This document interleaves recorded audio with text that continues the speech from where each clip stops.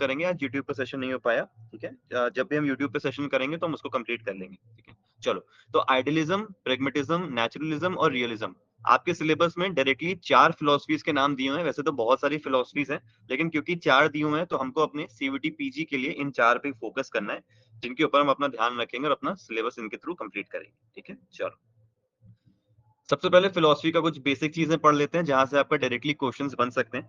तो फिलोसफी क्या है? The word philosophy is made up of 2 words, that is philia and sophia. तो ये 2 वर्ड जो है इनको तो सबसे पहले आप याद कर लो कि फिलोसफी 2 वर्ड से बना है, पहला फिलिया एंड दूसरा sophia, which means love of wisdom, ठीक है। विजडम को आप लोग ज्ञान बोल सकते हो, ठीक है, या फिर नॉलेज आप जिसको बोल सकते हो, वो हो जाएगा हमारा विजडम। एक minute,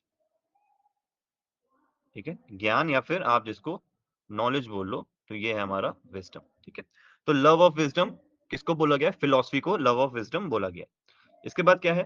philosophy is also defined as the study of general and fundamental problems. हमारी लाइफ में जो जनरल प्रॉब्लम्स होती हैं और साथ में जो फंडामेंटल प्रॉब्लम्स होती हैं जो पूरी सोसाइटी एक साथ फेस करती है। फंडामेंटल प्रॉब्लम्स में आप एग्जांपल ले सकते हो कि फ्यूल हमारी अर्थ से एक्सटेंट हो रहा है, या फिर हमारा जो एनवायरनमेंट है वो खराब हो रहा है। तो ये कुछ फंडामेंटल प्रॉब्लम्स हैं जो कि लोग मिलके फेस करते हैं। ये सारी चीजें हमारी फिलोसफी के अंदर आती है, ठीक है। It is continuous striving towards understanding basic realities of physical world, life, mind, society, knowledge and value. तो देखो, फिलॉसफी बेसिकली क्या है? एक लगातार चलने वाला प्रोसेस है जहां पे हम अपनी दुनिया को, अपने जीवन को, अपना दिमाग, हमारी जो सोसाइटी है, जो ज्ञान है, जो वैल्यूज हैं, जो एथिक्स है, इनको लगातार जब हम समझने की कोशिश करते हैं कि इनमें बदलाव कैसे आ रहे हैं, या फिर ये हमारी लाइफ में आए हैं तो ये कहाँ से आए, कैसे आए, किसने शुरू किया, क्या रीजन था, इन सारी चीजों पे जब हम स्टडी करते हैं तो ये सब हमारा फिलॉसफी के अंदर आता है, ठीक है।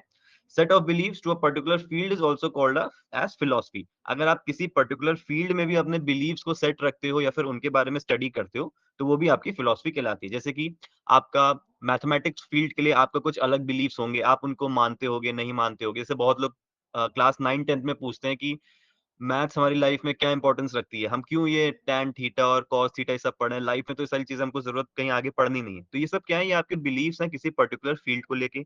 ऐसे ही फिजिकल एजुकेशन को लेके कुछ अलग बिलीव्स होते हैं लोगों में, जिनके बारे में जो फिलोसफीज हैं, जो ऊपर 4 मेंशन थी, वो हमारे फील्ड्स में आती है, तो उसको हम पढ़ेंगे, ठीक है।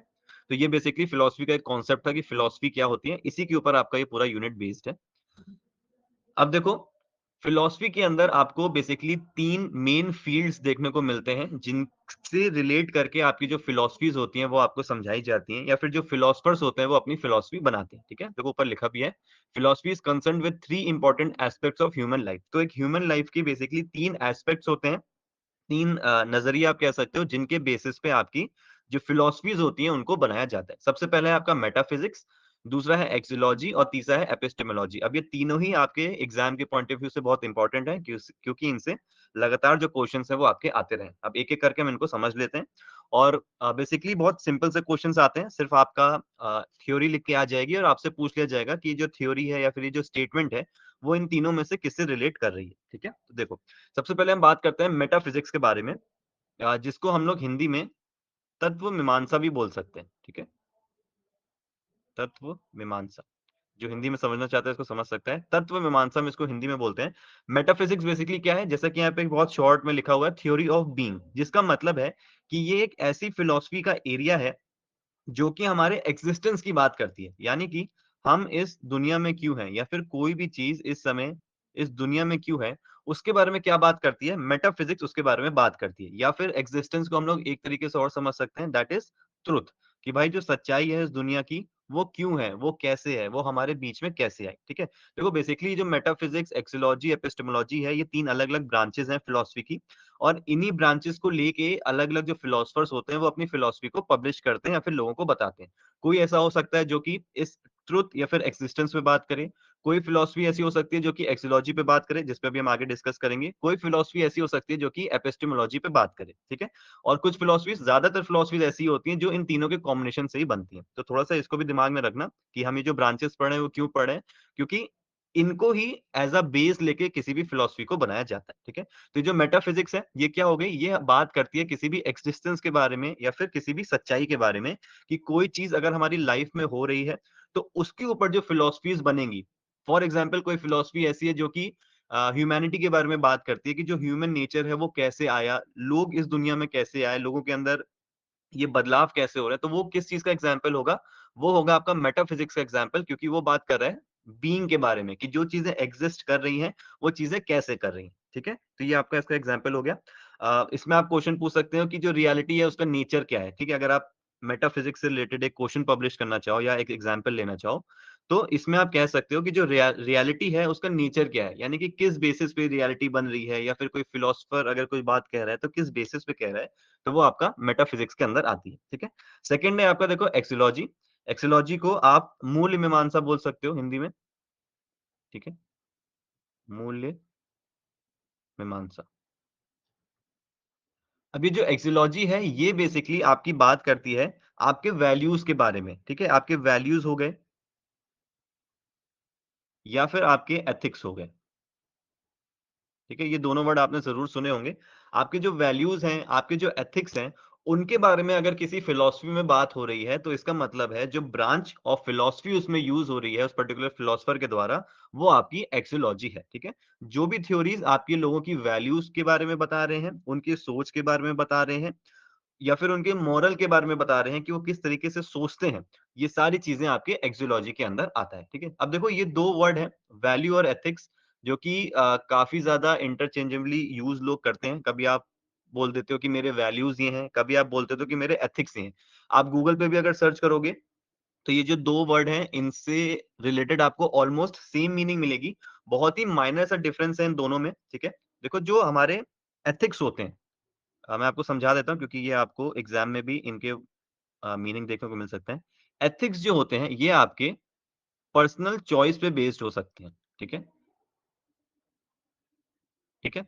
हमारे जो एथिक्स हैं, ये आपके पर्सनल चॉइस पे बेस हो सकते हैं, लेकिन वहीं पे हमारी जो वैल्यूज़ हैं, दोनों का मतलब देखो ऑलमोस्ट सेम है, सोचने का तरीका, लोगों के बीच में रहने का तरीका, किसी काम को करने का तरीका, ये दोनों ही एथिक्स और वैल्यूज़ कहलाते हैं। लेकिन जो माइनर सा डिफरेंस है, एथिक्स है कि ये एक इंडिविजुअल की पर्सनल चॉइस हो सकती हैं, और वैल्यूज़ जो होती हैं, ये हमारी कम्युनिटी डिसाइडेड होती, ठीक है? अब एक एक इसका एक बहुत अच्छा एग्जांपल है, मैं आपको एक एग्जांपल से समझाता हूँ। ये एग्जांपल मैं हमेशा यूज़ करता हूँ वैल्यूज़ एंड एथिक्स के लिए, काफ़ी रिलेटेबल भी है। आप सबने लगान मूवी देखी होगी, ठीक है? लगान मूवी में एक सीन आता है जहाँ पे एक गाँव का एक सदस्य होता है जिसका नाम कचरा होता है। तो जब सब लोग ट्रेनिंग कर रहे होते हैं अपने क्रिकेट की, तो कचरा क्या करता है, एक्सीडेंटली बॉल को थ्रो करता है, उस बॉल को स्पिन कर देता है, ठीक है? तो जो भुवन यानी कि जो आमिर खान मूवी में होते हैं, वो कहते हैं कि हम इसको अपनी टीम में शामिल करेंगे, क्योंकि ये एक वैल्यूएबल हमारे लिए एसेट है, एक अच्छा बॉलर है, ये हमको हेल्प करेगा। लेकिन उसी समय पे जो गाँव के लोग होते हैं, वो क्या बोलते हैं कि नहीं, ये हमारे साथ नहीं खेल सकता, कचरा हमारी टीम में नहीं खेलेगा क्योंकि ये अनटचेबल है, ये लोअर कास्ट का है। बहुत सारे उनके रीज़न्स होते हैं, और वो कहते हैं कि ये हमारे साथ इस टीम में नहीं खेल सकता for X Y Z reasons. वहीं पे आमिर खान क्या बोलता है कि नहीं, ये हमारे साथ खेलेगा क्योंकि ये एक इम्पोर्टेंट एसेट है, ये हमारे लिए खेलना चाहते हैं और ये अच्छा खेल सकता है। तो इसमें देखो एथिक्स एंड वैल्यूज़ को हम कैसे डिफाइन कर सकते हैं? जो हमारी वैल्यूज़ थी, वो यहाँ पे गाँव की सोच थी, यानी कि जो कम्युनिटी थी, उनकी वैल्यू क्या निकल के आई कि उन सबने मिलके बोला कि कचरा हमारे साथ नहीं खेलेगा क्योंकि ये लोअर कास्ट का है, या फिर ये जो भी अनटचेबल है, जो भी इनके रीजंस हैं। लेकिन एथिक्स यानी कि आमिर खान की जो पर्सनल चॉइस थी, जो उनके एथिक्स थे, उन्होंने क्या बोला कि नहीं, ये हमारे साथ खेलेगा। तो ये 2 डिफरेंट वैल्यूज एंड एथिक्स के मीनिंग होते हैं, जहाँ पे एक कम्युनिटी जो आपके लिए डिसाइड करती है, या फिर आपका कोई रिलीजन है जो आपके लिए पहले से ही कुछ प्री स्ट्रक्चर्ड रूल्स लेके आता है, तो वो आपकी वैल्यूज होती हैं जिनको आपको फॉलो करना होता है। लेकिन उन वैल्यूज़ में रहते हुए भी अगर कोई एक इंडिविजुअल अपने कुछ रूल्स एंड रेगुलेशंस के साथ चीज़ों को करता है या बदलाव लाने की कोशिश करता है, तो वो उसके एथिक्स होते हैं। ठीक है? तो ये 2 डिफरेंस हैं, और एक्सियोलॉजी में आपको बेसिकली इन्हीं दोनों टर्म्स के बारे में समझना होगा कि किसी भी फिलॉसफी में वैल्यू एंड एथिक्स की बात हो रही है, तो वो हमारे एक्सियोलॉजी में आता है। ठीक है? थर्ड है हमारा एपिस्टेमोलॉजी, यानी कि ये सबसे ज़्यादा सिंपल है आपकी, जिसका मतलब है थ्योरी ऑफ नॉलेज।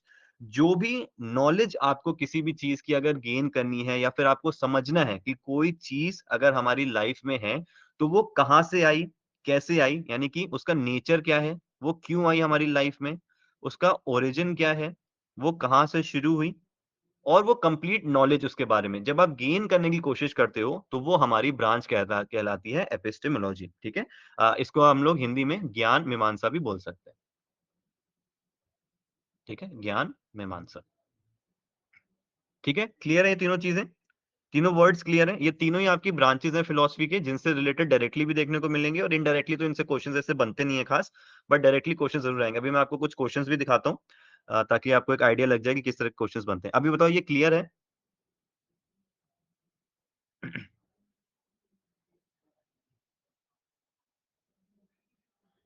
चैट में प्लीज बता दो ये क्लियर है अगर तो।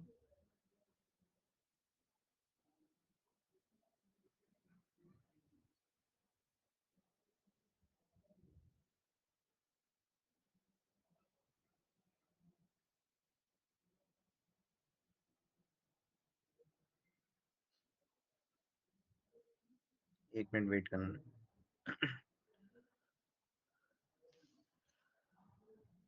एक मिनट जरा वेट करना प्लीज।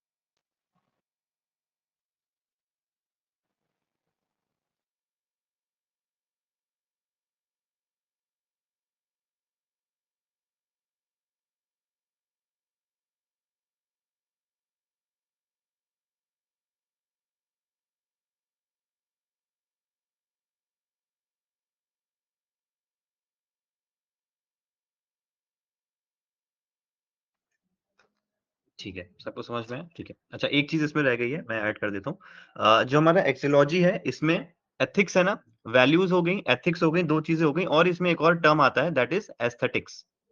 ठीक है? एस्थेटिक्स भी आपने सुना होगा। तो जब हम किसी भी चीज़ की ब्यूटी के बारे में बात करते हैं या फिर किसी आर्ट के बारे में बात करते हैं, तो वो भी हमारा एक्सियोलॉजी के अंदर ही आ जाता है। ठीक है?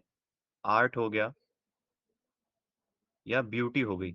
ब्यूटी ऑफ नेचर जनरली हम बोलते हैं, जब हम नेचर की ब्यूटी के बारे में बात करते हैं, तो ये हमारा इसी के अंदर आ जाएगा, ठीक है? ये सारे नोट्स जो हैं, अभी मैं क्लास खत्म होने के बाद भेज दूँगा, टीचमेंट में ही अपलोड हो जाएँगे, बता दूँगा कहाँ पे होगा, तो आप इसको दोबारा रिवाइज़ कर सकते हो, ठीक है? तो तीनों टर्म हमारे हो गए, मेटाफिज़िक्स, एक्सियोलॉजी और एपिस्टेमोलॉजी, ठीक है? एक चीज़ देखो इसमें और है, एक मैं आपको और बता देता हूँ क्योंकि आपके पेपर में एज़ एन ऑप्शन ही आया था, तो ये आ भी सकता है आपके।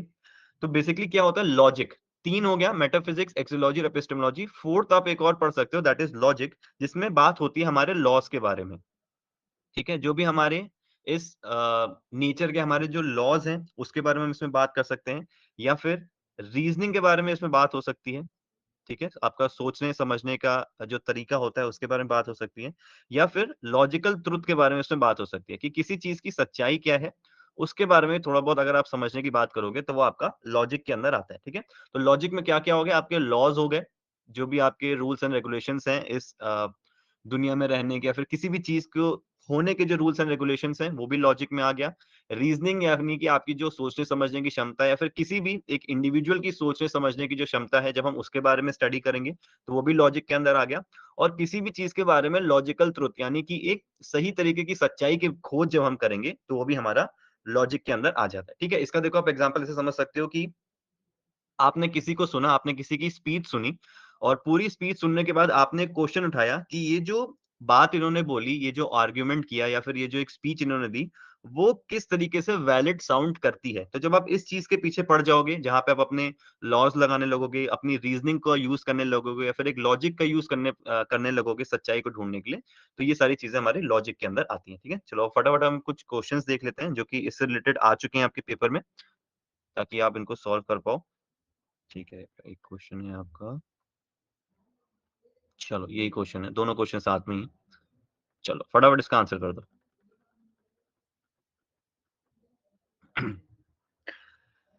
Nature of beauty and art is examined under which branch of philosophy? फटाफट इसका आंसर करो, अभी हमने इसको पढ़ा था।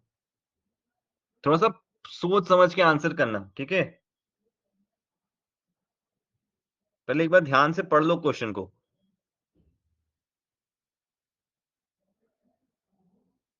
थोड़ा-सा और ध्यान से पढ़ो इस क्वेश्चन को। देखो ये क्वेश्चन किस तरीके का है पता है? ये क्वेश्चन आपसे कुछ इस तरीके से पूछ रहा है कि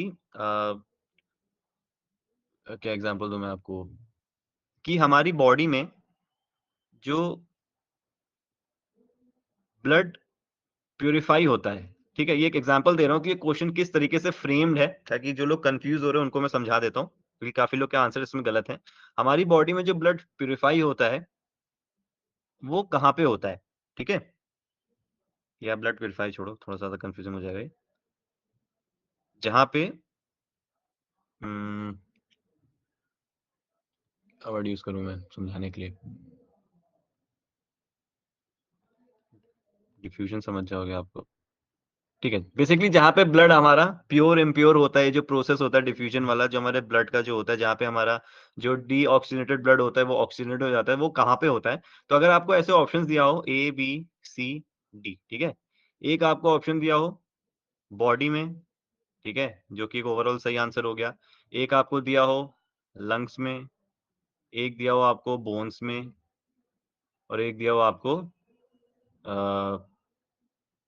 हेयर में, ठीक है? ऐसे आंसर दिए। तो देखो जो डिफ्यूजन का जो प्रोसेस होता है वो आप सबको पता है कहाँ होता है? बॉडी के अंदर तो होगा ही होगा, लेकिन उसके अंदर कहाँ हो रहा है? लंग्स में हो रहा है, ठीक है? तो ये दोनों सही आंसर इसमें हो गए। अगर देखा जाए जनरली तो भाई ब्लड का जो डिफ्यूजन है या फिर जो भी प्रोसेस हो रहा है बॉडी के किसी भी चीज़ के, तो बॉडी के अंदर होंगे ही होंगे। लेकिन अगर अगर आप मोर स्पेसिफिक आंसर ढूँढोगे तो आपको यहाँ पे लंग्स भी तो देखने को मिल रहा है ना कि लंग्स के अंदर ही हमारा प्रोसेस हो रहा है। तो इसी तरीके से इस क्वेश्चन को ज़रा दोबारा पढ़ो और इनके ऑप्शंस को दोबारा पढ़ो जो यहाँ पे दिए हुए हैं। 1, 2, 3, 4 चारों ऑप्शंस को पढ़ो, उसके बाद इसको आंसर करो कि मोस्ट स्पेसिफिक आंसर इसमें कौन-सा है इन चारों में से। क्योंकि एनटीए जो है वो आपको कुछ इसी तरह के कंफ्यूजिंग क्वेश्चंस देगा। क्वेश्चंस तो ईज़ी हैं, लेकिन वो कंफ्यूज आपको करेगा और आपसे स्पेसिफिक आंसर ढूँढता है। मैंने जो आपका यूट्यूब पे सेशन भी लिया था, उसमें मैंने आपको बताया था कि आपके वाले जो क्वेश्चंस आते हैं जिसमें आपको ए, बी, सी, डी और ई इन चारों में सही 3 चूज़ करने हैं, तो हो सकता है ये पाँचों ही आपको ठीक लगे। लेकिन जो मोस्ट स्पेसिफिक हैं, जो सबसे सही हैं, उनका ही आपको आंसर देना है। अभी मैंने आपको बताया कि एक्सियोलॉजी के अंदर हम लोग एथिक्स,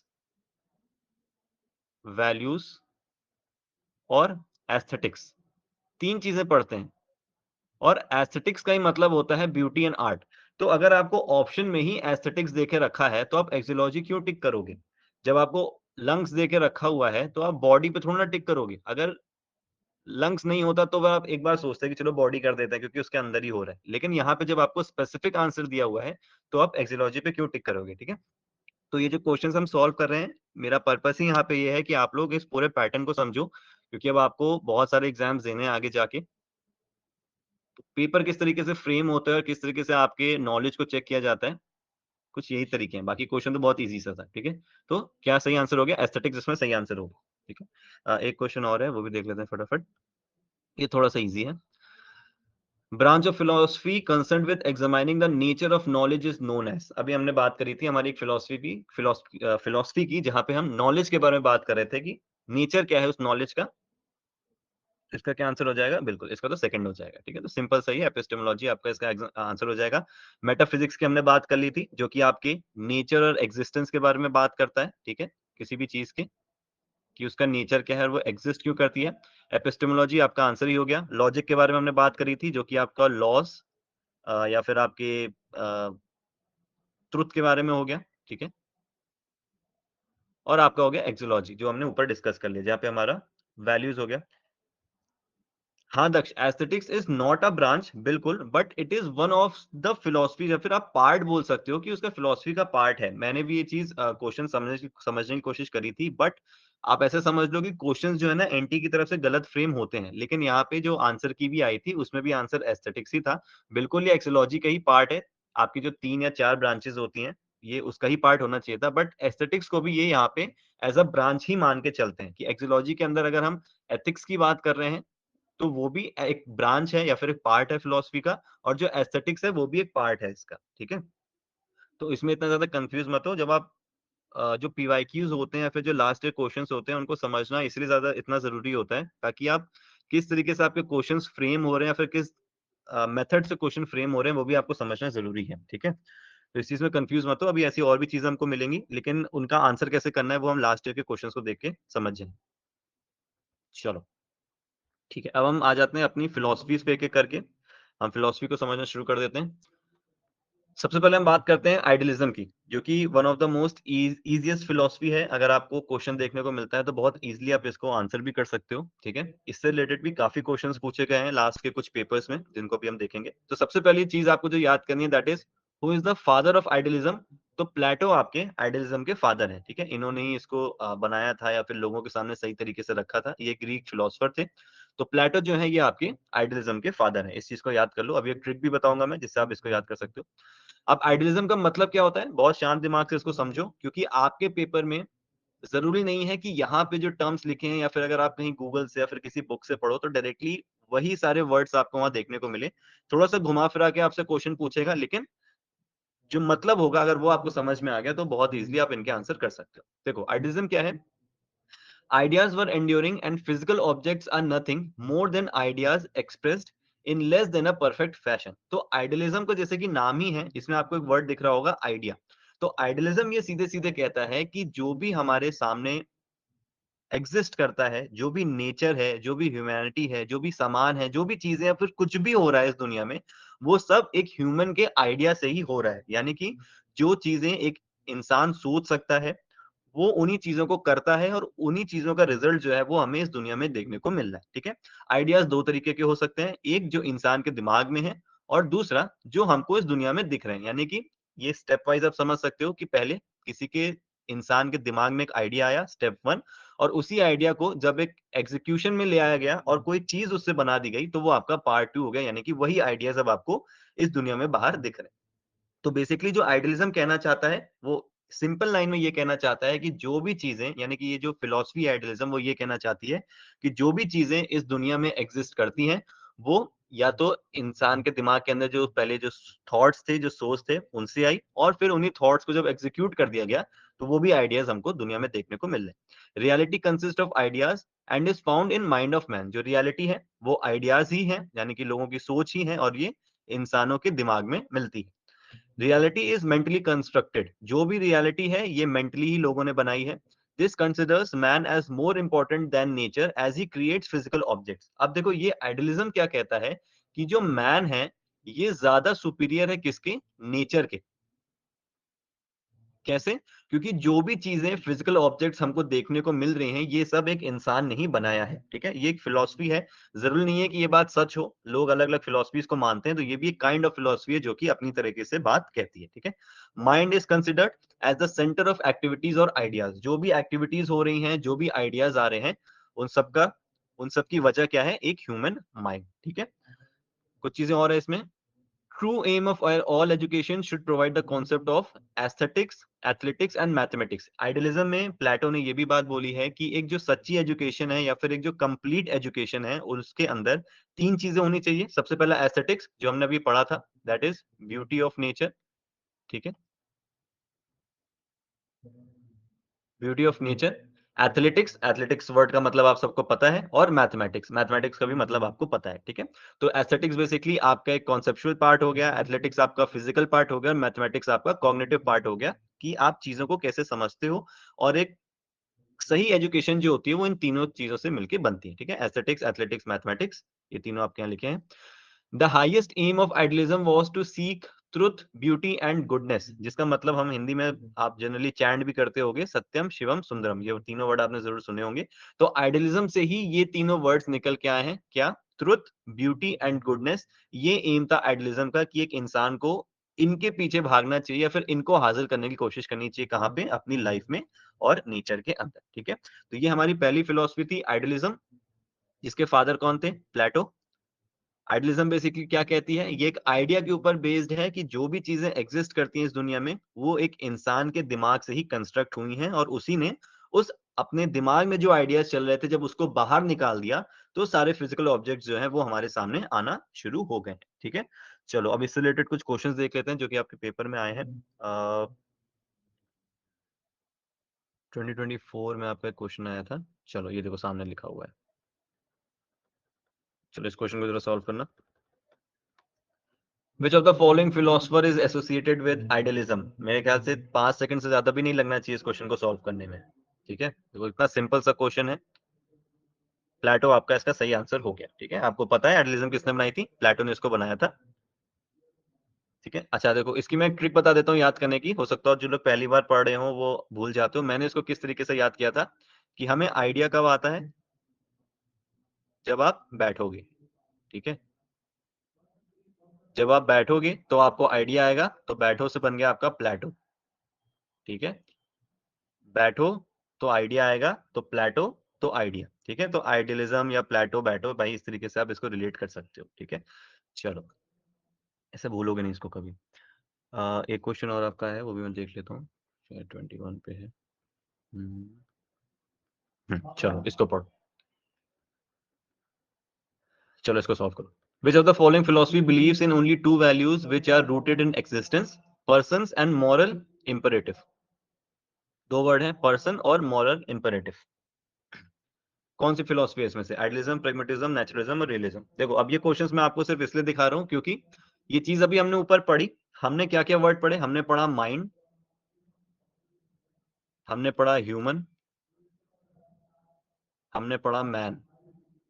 ठीक है, अब उसी चीज को देखो, सिर्फ यहाँ पे वर्ड्स को चेंज कर दिया गया है। माइंड आपका बन गया मॉरल थिंग इंपेरेटिव, और पर्सन आपका बन गया, या फिर ह्यूमन और मैन आपका बन गया यहाँ पे पर्सन।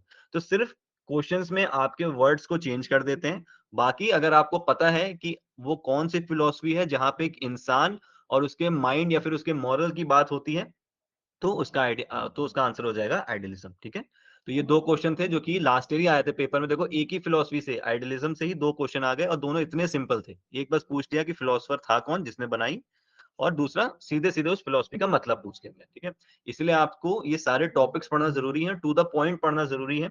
बिल्कुल भी किसी किताब को उठा के चीजें रटने की इनकी जरूरत नहीं है। सिर्फ इन नोट्स पे स्टिक रहोगे तो भी बहुत इजीली कवर हो जाएगा। और मैं जो नोट्स मैंने लास्ट ईयर यूज किए थे वही सेम नोट्स मैं यहाँ पे यूज कर रहा हूँ। इसमें कुछ भी मैंने एड ऑन नहीं किया है। ये वही नोट्स हैं जिनसे 2024 में जिन बच्चों ने टॉप किया उन्होंने पढ़ा था, और उसमें मुझे कुछ भी ऐड करने की जरूरत नहीं पड़ी क्योंकि सारे क्वेश्चन इन्हीं नोट्स में से बन गए थे। ठीक है, तो कुछ भी एडिशनल इसमें नहीं आया है, क्योंकि क्वेश्चन भी ऐसे नहीं बनते थे, जो एक्सपेक्ट किया था वैसे क्वेश्चन बन रहे थे। चलो, आइडियलिज्म की बात हो गई, अब हम बात करते हैं नेचुरलिज्म की, कि नेचुरलिज्म क्या होता है। अब देखो, जैसे कि आइडियलिज्म में एक वर्ड हमने पढ़ा था आइडिया, नेचुरलिज्म में जो वर्ड निकल के आता है दैट इज नेचर, जो कि यहाँ पे लिखा भी है। It is based on its roots word nature. तो नेचुरलिज्म का जो मतलब है वो खुद अपने में नेचर ही है। इसके फादर कौन थे? इसके फादर थे रूसो। ठीक है, इसकी भी ट्रिक है याद करने की, अभी वो भी मैं आपको बताऊंगा। तो नेचुरलिज्म के फादर हो गए रूसो, और it is based on its root word nature. अब इसका मतलब समझने की कोशिश करते हैं। According to this, natural world is real as everything is govern by nature. ठीक है, जो भी हमारे सामने नेचुरल वर्ल्ड है, जो भी दुनिया है, वो सब उसको कौन संभाल रहा है? उसको हमारा नेचर संभाल रहा है। And is self sufficient entity having own natural principles, laws and values. यानी कि जो हमारी दुनिया है वो खुद में ही एक पहचान है, क्योंकि उसको पूरी तरीके से संभालने का काम, उसके लॉज, उसकी वैल्यूज, उसको किस तरीके से चलाना है, वो सब कौन कंट्रोल कर रहा है? वो सब हमारा नेचर ही कंट्रोल कर रहा है। और ये किसने कहा? रूसो ने कहा अपनी नेचुरलिज्म नाम की फिलोसफी ने। ठीक है, things that actually exist are found only within the realm of the nature. यानी कि नेचर का एक realm है, एक कवच है पूरा। ठीक है, नेचर नाम का एक कवच है, और जो भी चीजें आपको मिल रही हैं, फिर वो सन हो, मून हो, ट्रीज हो, आपकी टेबल, लैपटॉप, चेयर, इंसान, उनकी सोच, ये सब किसके अंदर आता है? ये सब नेचर के अंदर आता है, और नेचर ही इन सारी चीजों को संभाल रहा है। ठीक है, self acts accomplished learning and act more than physical in nature. यानी कि आपके अपने जो एक्ट्स हैं वो ज्यादा मतलब आपके जो अपने एक्ट्स हैं वही एक नेचर की पहचान है। ठीक है, ये इनका ऐसा कहना है। थोड़े से अलग डायमेंशन से इन्होंने इस चीज को समझाई है, इसको समझने की कोशिश करना, कि हमारे खुद के जो एक्ट्स होते हैं, यानी कि हम जो खुद चीजें कर रहे हैं, वो हमारा सीखने का तरीका होता है उनसे बेटर जो कि फिजिकली चीजें नेचर में बनी हुई है। फॉर एग्जाम्पल, अगर हम किसी चीज को देख रहे हैं, उसको देखने से सीखने से ज्यादा बेटर है जब हम उसको कर रहे हैं या फिर खुद उस चीज के ऊपर एक्ट कर रहे हैं, तो हमें वो चीज ज्यादा अच्छे से समझ में आती है। ये रूल किसने बनाया? ये रूल नेचर के द्वारा बना गया है, कि जब आप नेचर के अंदर आओगे या फिर नेचर को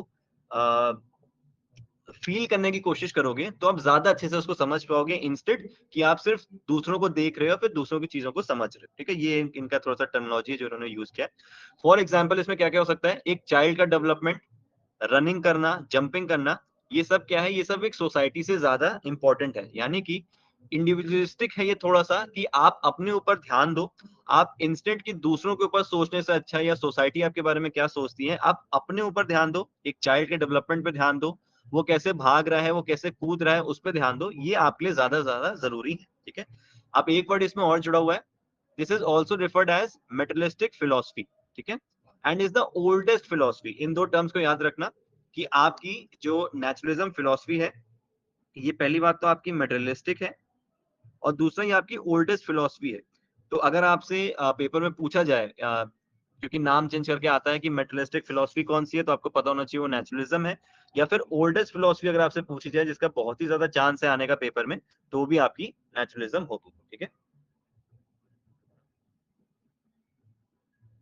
ठीक है। In other words it is the philosophy of human nature. कभी भी हम ह्यूमन नेचर की बात कर रहे हैं या फिर नेचर की बात कर रहे हैं, तो ये पूरी फिलोसफी जो होगी ये हमारा नेचुरलिज्म के अंदर आता है। ठीक है, इसके बारे में और कुछ है नहीं? चलो मैं क्वेश्चन देखता हूँ, अगर इससे रिलेटेड कोई क्वेश्चन आया तो मैं अपने अकॉर्डिंग दिखाता हूँ।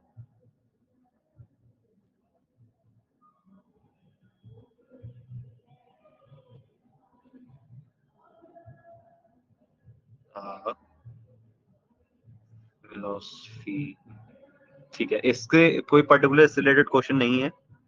चलो तो हम नेक्स्ट पे मूव करते हैं। ठीक है, ये वाली फिलोसफी समझ में आ गई? कोई डाउट तो नहीं इसमें? समझ में आ गया ये फिलोसफी क्या कहना चाह रही है? और बैकग्राउंड से कोई बहुत बड़ा डिस्टर्बेंस तो नहीं है? क्योंकि गाना बजने लगा है फिर से।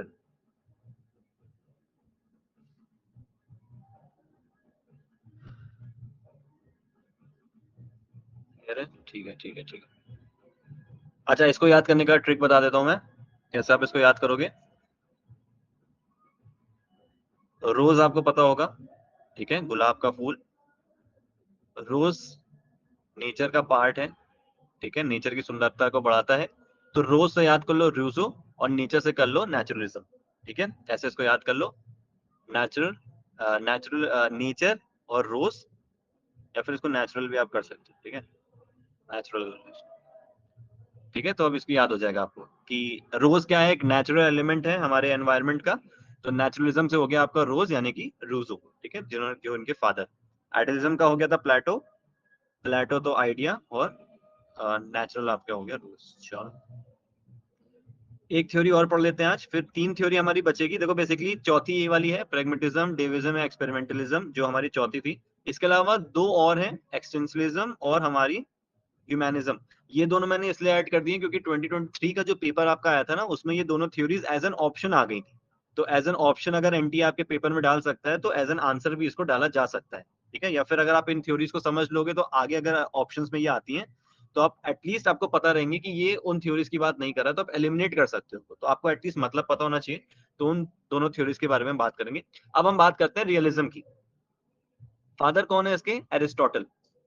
This is contradictory philosophy to idealism, which says reality exists independent of human mind. अब contradictory यहाँ पे वर्ड यूज हो रहा है, जिसका मतलब है कि एकदम विपरीत। अगर रियलिज्म यहाँ पे है, तो कहीं दूर जाके इसके अगेंस्ट में हमने किसको फ्रेम किया है? आइडियलिज्म को।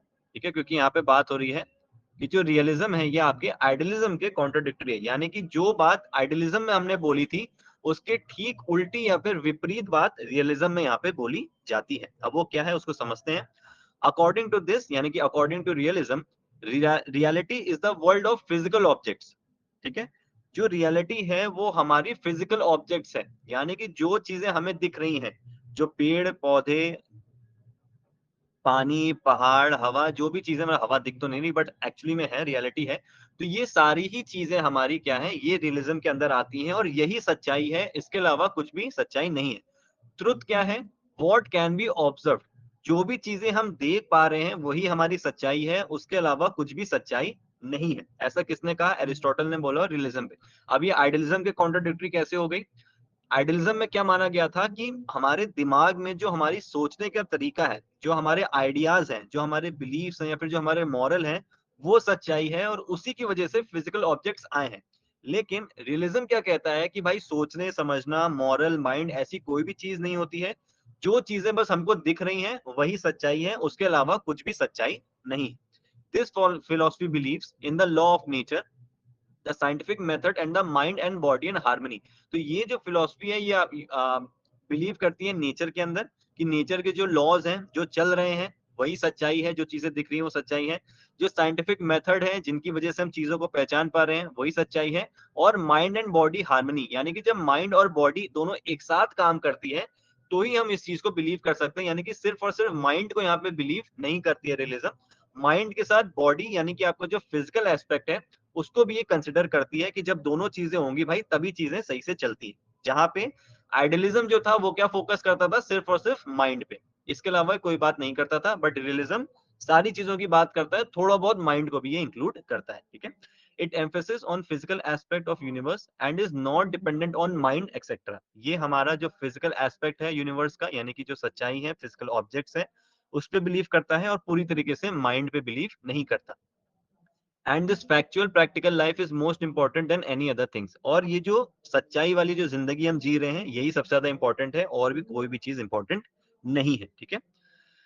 Physical education is important to learning process leads to diverse social, ठीक है। तो फिजिकल एजुकेशन के बारे में एक लाइन इन्होंने और लिख दी कि फिजिकल एजुकेशन जो है ये एक डाइवर्स प्रोसेस है, जो कि हमको हर चीज के बारे में सिखाने की कोशिश करता है, ठीक है। तो बहुत छोटा सा था रियलिज्म, जो क्या कहता था, रियलिज्म के फादर थे एरिस्टोटल। और रियलिज्म ये कहता था कि जो भी रियलिटी है, जो भी सच्चाई हमें दिख रही है, बस वही सच है, और उसके अलावा कोई भी चीज सच नहीं है, ठीक है। रियलिज्म समझ में आया? इसमें कोई डाउट?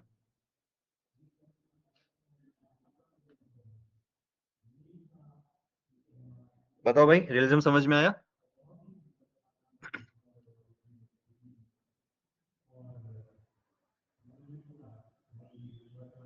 ठीक है,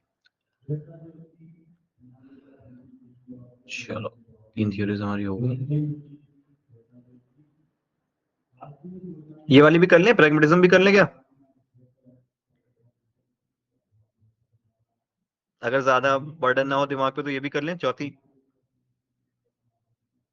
चलो ठीक, ये वाली भी कर लेते हैं। और ये जो नेक्स्ट की दो है ना, इनको हम कल करेंगे, और इसी के साथ साथ हम अपना यूनिट 3 भी कल शुरू कर देंगे। अगर कल यूट्यूब पे क्लास नहीं करेंगे तो यूनिट 3 भी शुरू कर देंगे, ठीक है, क्योंकि इतना ज्यादा कुछ इसमें है नहीं, तो कोई मतलब नहीं है कि हम ज्यादा इसमें टाइम वेस्ट करें। चलो प्रेगमेटिज्म की बात करते हैं। प्रेगमेटिज्म के बेसिकली आपके तीन नाम हैं, इनको याद रखना। आपसे सेकेंडरी नेम्स में या फिर ऑल्टरनेट नेम से पूछा जा सकता है। तो प्रेगमेटिज्म वन, सेकंड आपका डुइज्म, और थर्ड है आपका एक्सपेरिमेंटलिज्म, ठीक है। प्रेगमेटिज्म इसका बेस नाम है जो कि रखा गया था। अब इसके जो फादर है वो है जॉन डीवी, तो इनके ही नाम पे इन्होंने इसी फिलॉसफी को रख लिया था, जो डीवी आपका बन गया डिविज्म। और एक्सपेरिमेंटलिज्म क्यों है? क्योंकि थोड़ा सा एक्सपेरिमेंट का इसमें रोल है, इस फिलॉसफी में एक्सपेरिमेंट्स की बात करी गई है, इसलिए तीसरा नाम जो इसका है वो एक्सपेरिमेंटलिज्म बनाया गया, ठीक है। अब देखो इसके कुछ कंट्रीब्यूटर्स हैं। Prime contributors for this theory was Charles Sanders Peirce, William James and John Dewey. तो तीन लोगों ने इसको मिलकर बनाया था, number one, number two and number three. But John Dewey थोड़े से ज्यादा इसको माने जाते हैं, क्योंकि इनका हाथ थोड़ा सा इसको सिस्टम को या फिर ये जो थ्योरी है, इसको लोगों के बीच में जनरलाइज करने में इन्होंने थोड़ी ज्यादा मेहनत करी थी, तो इसलिए हम इसको जॉन डीवी के नाम से जनरली जानते हैं, ठीक है। अदरवाइज इसमें तीन लोग थे जो कि इसके पार्ट थे। As they give this theory consistency and a system to work.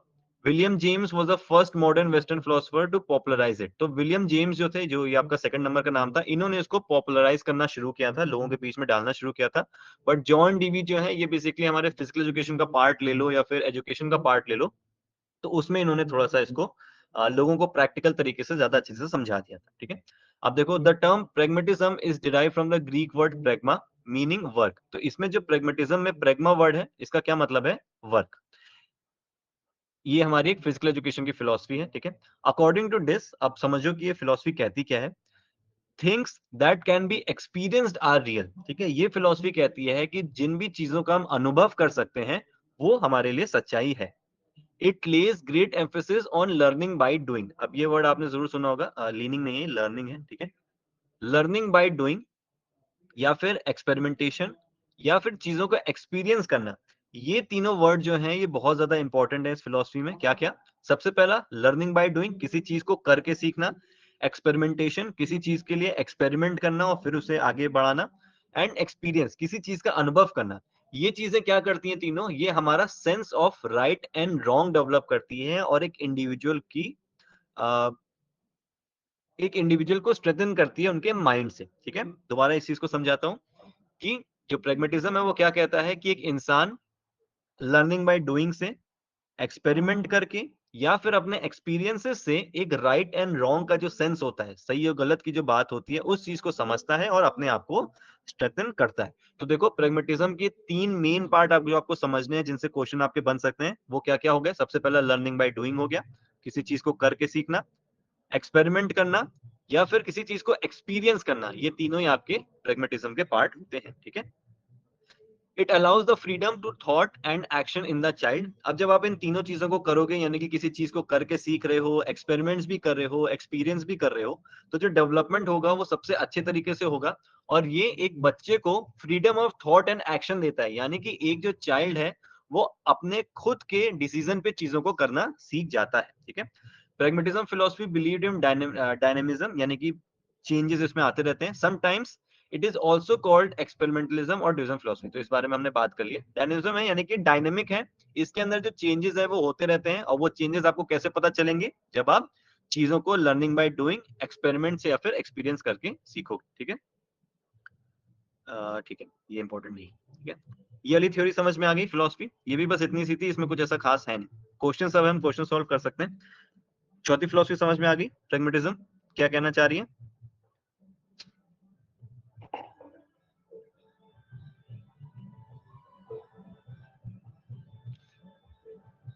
हाँ ना बोलो भाई, समझ में आ गया?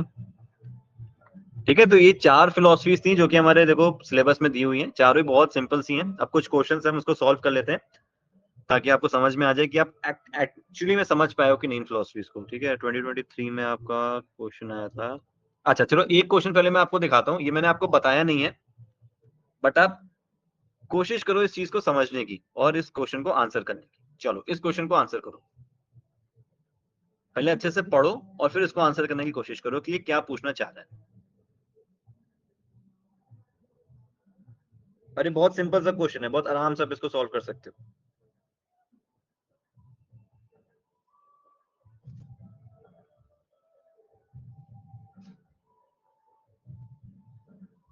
चलो ये इजी हो गया था।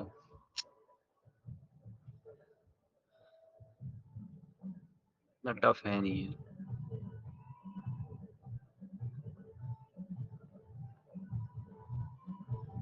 ये तो इजी सा है, मुझको लगा ये टफ होगा ना, मैंने इसमें ऑप्शंस नहीं देखे थे। हाँ ठीक है भाई, तो इजी है। ठीक है चलो, तो इजी सही है। फिलोसफीज ही हैं ये तो, हमारे ब्रांचेस हो गए ना, एस्थेटिक्स और एक्सोलॉजी। ठीक है, ये तो इजी हो गया। मैंने इसके ऑप्शंस नहीं पढ़े थे, मुझको लगा कि इसमें फिलोसफीज के नाम दिए हुए हैं। 5 फिलोसफीज हैं जिसमें से आपको ट्रेडिशनल फिलोसफीज निकालनी है। ये तो इजी सा हो गया। चलो ठीक है, कोई नहीं। 2020, ये आपका 2023 का पेपर था। ठीक है, इसमें एक क्वेश्चन आपको और मिलेगा, वो है आपका पेज नंबर आई थिंक 90 पे। चलो भाई इसको सॉल्व करो फटाफट।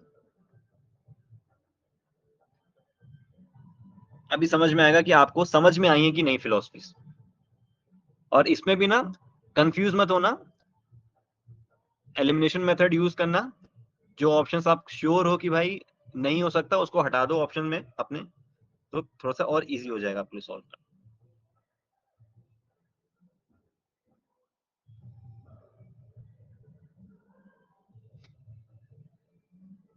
सबसे पहले उन फिलोसफीज को देखो जिनके लिए आप श्योर हो, जो आपको इजी लगती हैं, कि आप देखते ही समझ जाओगे कि हाँ।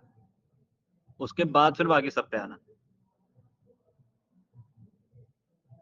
क्योंकि आपके पेपर में जो क्वेश्चन है मैं बार बार आपको बोलूंगा, डायरेक्टली आपने जो पढ़ा है वो वर्ड्स आपको देखने को नहीं मिलेंगे। थोड़े से वर्ड्स को चेंज कर देगा, लेकिन मीनिंग सबकी सेम ही होती। ठीक है, और मेरे ख्याल से सबसे जो हार्डेस्ट क्वेश्चन पूछा जा सकता है वो इसी तरीके का पूछा जा सकता है, और सबने इसका सही आंसर कर दिया है। ठीक है, बिल्कुल आंसर नंबर 3 ठीक है। अगर आप इसको सॉल्व कर पा रहे हो तो आप बहुत इजीली इन चारों फिलोसफी से रिलेटेड क्वेश्चन आएगा तो उनको सॉल्व कर सकते हो, क्योंकि यहाँ पे सिर्फ एक वर्ड लिखा हुआ है। वहां पे तो आपको पूरा पूरा सेंटेंस मिलेगा, तो आप और ज्यादा उसको रिलेट कर सकते हो। लेकिन अगर आप वन वर्ड वाले कर पा रहे हो तो इससे अच्छा तो कुछ नहीं है। चलो, जिन्होंने नहीं किया कोई बात नहीं, दोबारा समझ लो। अगर समझ में नहीं आया तो देखो, सबसे पहले जो सबसे इजी मुझको लगती है वो लगती है आइडियलिज्म, क्योंकि आपको यहाँ पे सिर्फ 2 या 3 वर्ड्स को ढूंढना है। आइडिया, मैन, ह्यूमन, माइंड, यही सारी चीजें ढूंढनी है। तो आइडियलिज्म का देखो क्या हो सकता है। सबसे पहले वैल्यूज एंड आइडियाज। ठीक है, तो सी का देखो 4 हो गया, जहां पे हम आइडियाज या वैल्यूज की बात कर रहे हैं। सी का 4 देखो 2 में ही है, तो 2 और 4 को सीधे सीधे काट दो, क्योंकि सी का 4 सिर्फ 2 में दिया है, 1 एंड 3 में। इसके बाद मुझे सबसे ज्यादा इजी लगती है प्रेगमेटिज्म, जहां पे आपको क्या वर्ड्स ढूंढने हैं, लर्निंग बाय डूइंग, एक्सपीरियंसेस या फिर एक्सपेरिमेंटेशन। तो देखो यहाँ पे सीधे सीधे लिखा हुआ है एक्सपीरियंस। ठीक है, बी का 1, तो बी का 1 और सी का 4 सिर्फ एक में ही है, तो 1 भी कट गया, थर्ड आपका सीधे सीधे आंसर हो गया। ठीक है, तो एलिमिनेशन मेथड ऐसे यूज करना जिससे आपको और इजी हो जाएगा इन सारे क्वेश्चंस को सॉल्व करना। ठीक है, क्लियर है ये ऐसे क्वेश्चंस, और ये चारों फिलोसफीज क्लियर है, समझ में आ रहा है? कि किस तरीके से पेपर बनेगा, किस तरीके से क्वेश्चन को अटेम्प्ट करना है। क्लियर है अभी? ठीक है, चलो कुछ क्वेश्चन और हैं, एक दो क्वेश्चन और हैं, वो भी फटाफट कर लेते हैं। प्रैग्मेटिज्म का, आइडियलिज्म का, अच्छा मेरे ख्याल से 2024 के पेपर में, एक मिनट ना, इसमें है आपका, हाँ चलो ये वाला सॉल्व करो, चलो इसको सॉल्व करो भाई। सेम क्वेश्चन है, बस ये इस साल का है, वो वन वर्ड था, यहाँ पे थोड़ा सा उसको डिफाइन कर दिया है, पर पूछी सेम चीज गई है। ठीक है, 2024 का ही क्वेश्चन है, ये इसी साल आया था। सॉल्व करके देखो हो रहा है कि नहीं।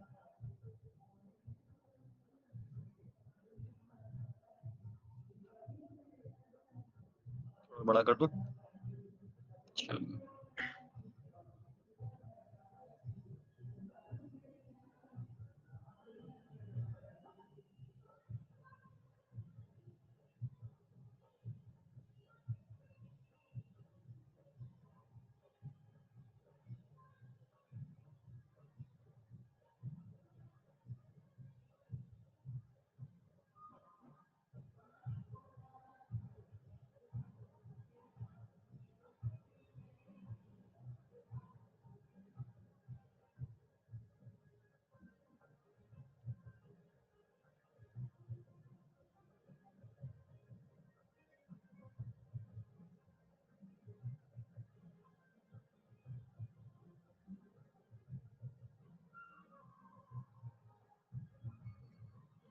चलो थोड़ा सा कंफ्यूजन हो रहा है ना सेकंड और थर्ड में।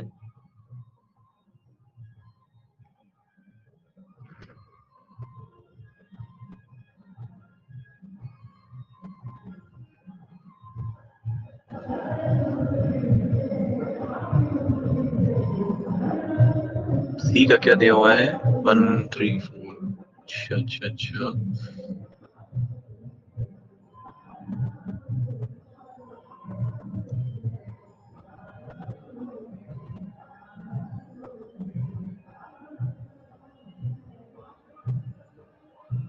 ठीक है, ये सिंपल सा तो है, क्यों इतना इतना कंफ्यूजन क्यों हो रही है।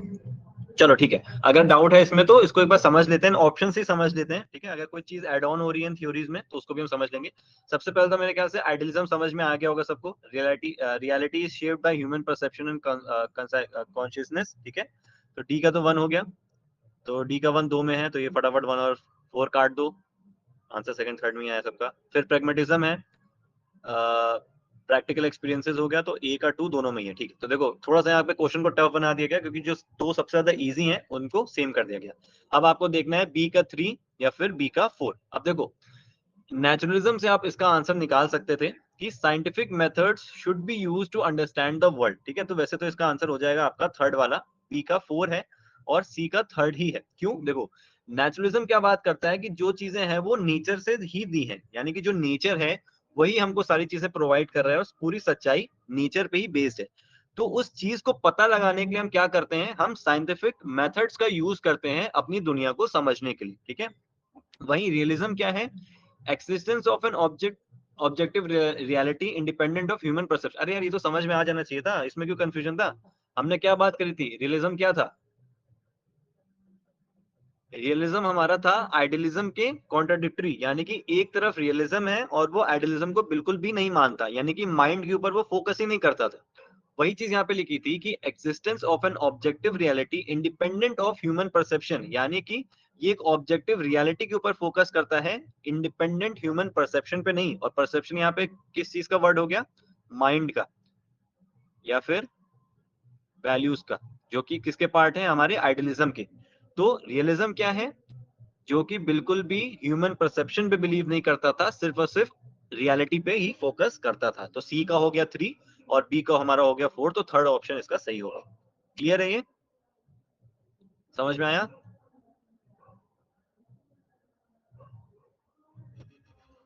बताओ भाई, समझ में आया, कोई कंफ्यूजन तो नहीं?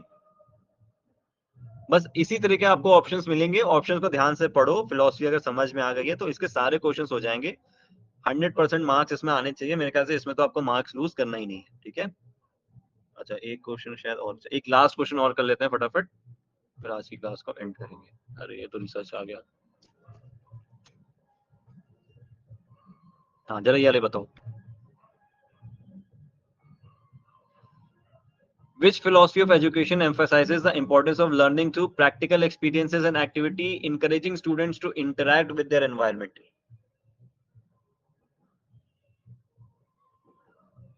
चलो क्लियर हो गया ये चीज। एक्टिविटीज वर्ड नोट्स में नहीं था, लेकिन आप एक्टिविटीज देख के समझ गए होगे, मतलब कि कोई किसी चीज को करना, ठीक है, या फिर उसको करके सीखना। और interact with the environment, environment से इंटरेक्ट करना, एक्सपीरियंस करना, एक्सपेरिमेंट्स करना, ये सब हमारा किसका पार्ट था? प्रेगमेटिज्म का ही पार्ट हमारा ये था। ठीक है, चलो फटाफट एक चीज और रिवाइज कर लेते हैं। आइडियलिज्म बताओ जरा, किसने दी थी थ्योरी? फिलोसोफर कौन था आइडियलिज्म का? प्लेटो। ठीक है, हमने क्या याद किया था? जब आप बैठोगे तो ये आइडिया आता है, तो आइडिया आएगा जब प्लेटो। ठीक है, प्रेगमेटिज्म बताओ कौन था जिनके नाम पे ये थ्योरी थी? John Dewey. ठीक है, जॉन डीवी। ये वाली बताओ, एक्सटेंसिज्म, एक्सिस्टेंस। अच्छा ये हमने नहीं पढ़ी क्या अभी? एक्सटेंसिज्म नीचे थी। अच्छा ये अलग है, ठीक है। अच्छा इसी वजह से मैंने इसका ऑप्शन डाला था ना। चलो ये तो अभी हम कल पढ़ेंगे, और ये भी हम कल पढ़ेंगे। चलो ठीक है, ये दो थे। ठीक है, अच्छा एक और कौन सी बताओ? रियलिज्म का बताओ कौन था फादर भाई? रियलिज्म बताओ। एरिस्टोटल। ठीक है, तो इसका हो गया एरिस्टोटल। और नेचुरलिज्म का?